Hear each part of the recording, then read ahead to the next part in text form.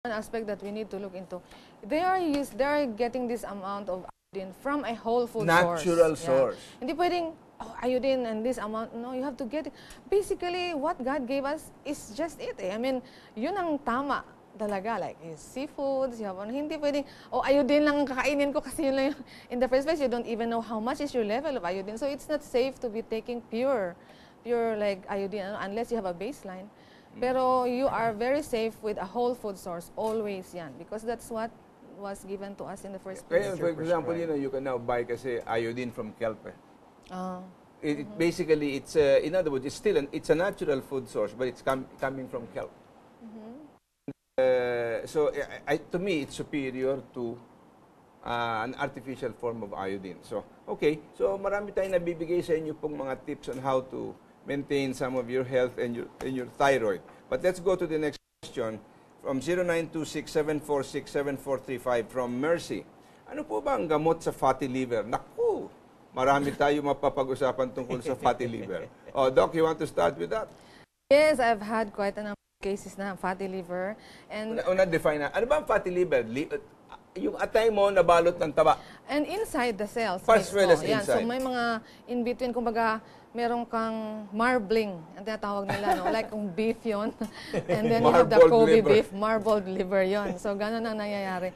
And unfortunately, this is a more common findings nowadays. When I was a student, wala ito masyadong fatty liver ho.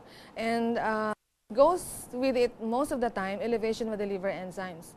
And ang nakikita namin ko, for example, in my cases, ang isang malaking culprit talaga is deep fried foods. Deep fried foods. If they are on the deep fried foods, matagal na frying na ano. Plus, I researched na the liver takes around 72 hours to clean up an oxidized food or ano. So, hindi pwede, ang pagkain kasi natin ngayon, when you go to the city, there is no restaurant that's not selling non-fried food. Everything is fried. Tsaka usually fried pa with oil that contains trans fatty acids. So that's the sad thing about our present world, I guess. So that's what it fatty liver. Now, when a patient is showed, ito yung ultrasound findings mo, may fatty liver ka, and then matatakot na hala fatty liver. Well, it's just an anatomical finding. As long as it's not yet affecting the functional ability of the liver. Hindi ka naman pa ganun ka-morbid. So, hindi ka dapat matataranta na hala, nagpa-fatty liver na ako. Although, it is putting you in a situation that will make warning you more signals, sick. Yeah, right. So, that's important for them to know na ganyan ho. So, aside from deep fried foods, I guess basically ang fatty liver, although it is reflective of the enzyme production of the liver, is largely also a lifestyle problem. As you put it, yung deep fried, dietary po yan. Kung anong kinakain natin. Alam mo, meron isa kasing findings, and isang doktor na nagsabi, from the time you are born till the time you die, you poison yourself with what you eat. Exactly. Kung hindi tayo marunong kumain ng tamang pagkain at mabuting pagkain, at dinadaan natin, hindi masarap ito. Like for example, ang Pilipino gustong-gusto ang matamis na bagay. At bata pa, wala kayong ginawa kundi magbigay ng candy sa mga anak ninyo. You are creating a sugar addiction. Pagbabayaran ng mga batang yan pagka sila lumaki na. Yeah. There was a statistical study. In the 1800s, people used to eat only 4 teaspoons of sugar a day. Compared to ngayon, 40 teaspoons a day. Alam mo, meron din ako nabasang article na ganyan that talks about the fact that we basically consume in America anyway, about 60 pounds of sugar. A year, I guess. A year. Yeah. So, yun ang nakikita natin. Well, sasabihin niya, pag hindi tayo kumain ng asukal, kawawa naman yung nagtatanim ng asukal.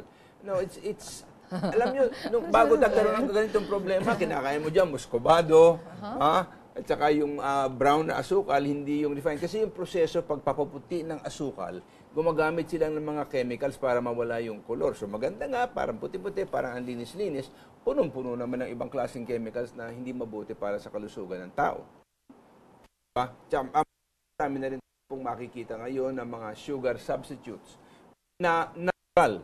Kasi I'm not in favor of all the artificial sugar substitutes like aspartame, Splenda, and all the rest of the other sweeteners. There are other things that you can now find, like you can get xylitol, and you can get a number of other sugar substitutes is a very good one. na mas maigi sa katawan. Di ba? Kasi tayo, hilig natin sa asukal. Lalagay tayo ng asukal sa spaghetti. Lalagay tayo ng asukal sa lahat ng iba pang pagkain. Pati na yung mga hindi dapat maging matamis. Gusto natin matamis sapagkat yun ang nakagawian natin. Kaya ako nakakakita ng children's party, ano bang parating hinahain doon? Spaghetti. Ayun, na meron ding asukal. Yeah, Tapos bibigyan ka ng soft drink, bibigyan ka ng ganyan. Lahat puno ng asukal. Yeah.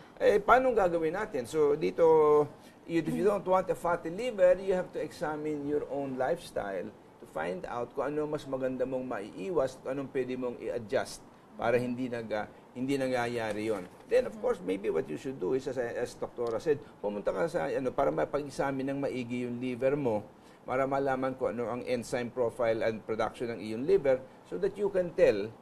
But sa akin, ang chances ng magkaroon ka ng fatty liver, ang chances overweight ka. Yeah. Di ba? Sa experience problem of obesity.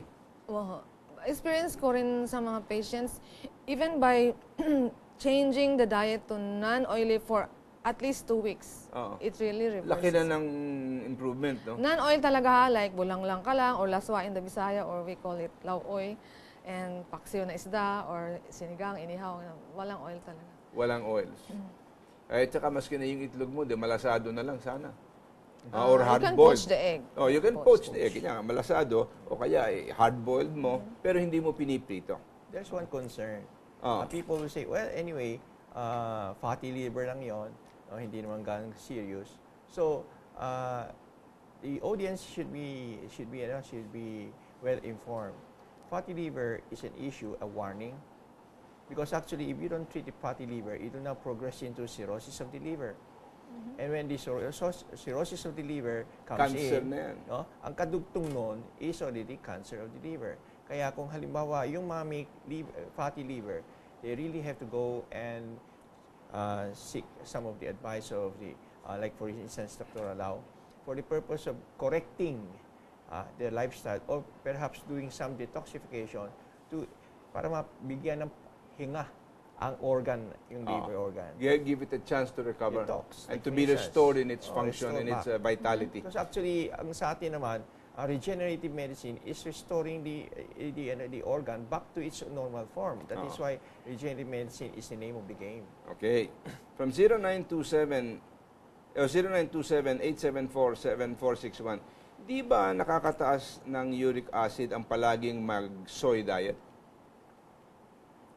I'm not too sure that it is nakakataas ng, kasi ang soy contains a lot of estrogen-like substances, hindi ba? Baka sakaling makataas ng estrogen mo, kung ikay lalaki, medyo magkakaroon ka ng female characteristics, pero this is where people have to know. In medical science, you have what you call the purine cycle. When you take amino acid, the food that you take, the protein, produces a purine. In medical definition, they have what you call the purine cycle. The purine has to be converted into uric acid. And then uric acid has to go back to purine after its usage. Now, every part has a metabolic enzyme. Isang enzyme na yan ang katawan natin nag-produce to enhance from one stage conversion to the other, to or perhaps yung sinasabi na biochemical pathways. So, pag oras na halimbawa, itong enzyme ay napag-uwi sa uric acid, at ditong enzyme hindi naman siya nag-form, what will happen? Hindi makaahon, hindi maka-complete yung cycle. So, anong nangyayari doon? Uric acid retention. Retention, di ba? So, what happened? Most of the cause of all of these imbalances are all done into enzymatic problems. Toxin, inability to be able to produce the right metabolic enzyme to convert it from uric acid. Kasi ang isang error, tapos naglalabs ata yung uric acid madalas sa mga joints, no? Retention. So, isang misconcept. Nako, pag kumain ako ng magkakaroon ng uric acid, no? But uric acid retention is only caused when there is a shortcoming